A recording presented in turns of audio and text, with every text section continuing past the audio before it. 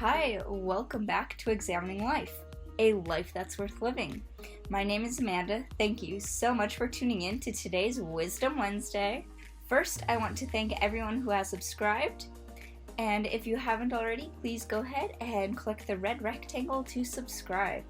I also want to thank my patrons. Thank you very much for your donations. I greatly appreciate your support. I am officially in Paris, so I will be analyzing quotes by French philosophers for Wisdom Wednesday episodes while I'm here. Today I will be analyzing a couple segments from Rousseau's The Social Contract. I also want to note that I know that Rousseau was born in Geneva, but he spent a significant amount of time in France, and eventually died in France. I also plan on conducting interviews in front of a statue of him in Paris, so I wanted to include him in the series.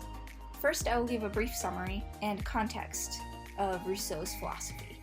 He was writing in the mid-1700s during the height of the Enlightenment, also known as the Age of Reason. During this time, thinkers prioritized reason, individualism, skepticism, and science. Rousseau's The Social Contract is one of his most famous works, in which he analyzes society and why humans form civilizations, rather than remaining in the state of nature. The Enlightenment was also a transition period where several nations were transitioning from monarchies to various forms of democracies. Okay, so let's get into this. So today's quote is, please note there are these numbers in the quote that I'm not sure of why they're there. I'm kind of going to fill in words so that the sentence makes sense where those numbers are. Quote, let's examine the act by which the people became a people, for what must occur before, so that it is the true foundation of society. Their only way to preserve themselves is to unite a number of forces so that they are jointly powerful enough to deal with the obstacles. End quote.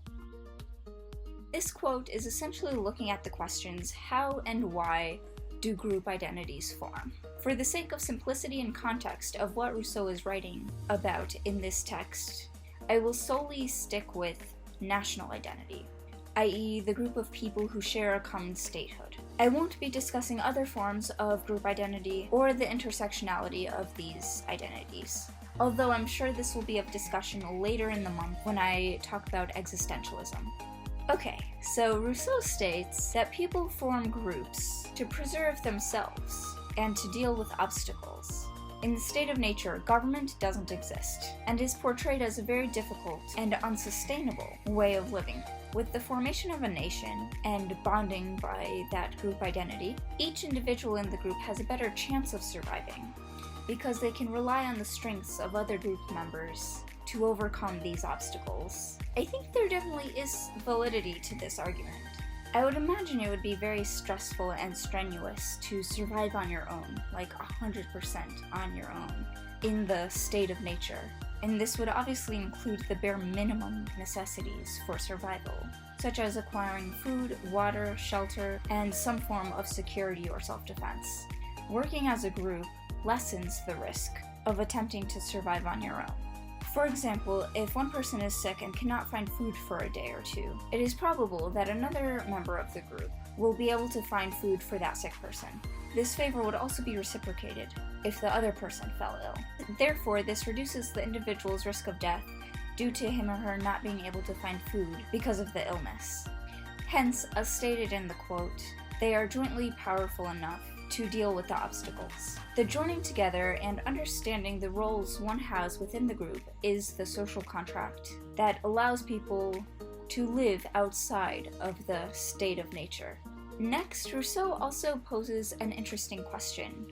Quote, but each man's force and liberty are what he chiefly needs for his own survival. So how can he put them into this collective effort without harming his own interests and neglecting the care he owes to himself? End quote. So this is interesting because it seems like he says that each man's force, which I interpret as free will, and liberty are essential to his survival. Through the social contract, individuals give up some liberty for the sake of survival, I question how much liberty individuals actually have in the state of nature. I don't think individuals were really able to do literally whatever they wanted, because there were certain things they had to do to survive, such as find food. Even the necessity of finding food imposes limitations to his or her liberty.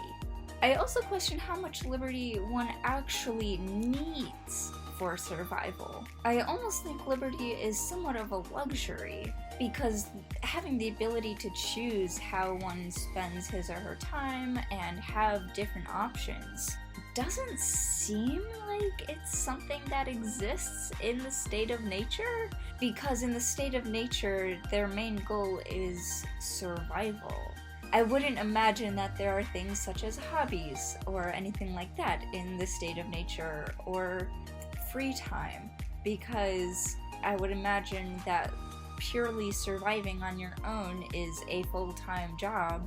One may have liberty and enjoy liberty, but I question whether it is chiefly needed for survival. Let me know what you think in the comments below. Thank you so much for watching this week's Wisdom Wednesday. Let me know in the comments below what you think of the state of nature. Is the forming of a group identity justifiable? And also, please remember to subscribe, like, comment, and share. Stay tuned every Wednesday. Thank you. Happy travels. Bye.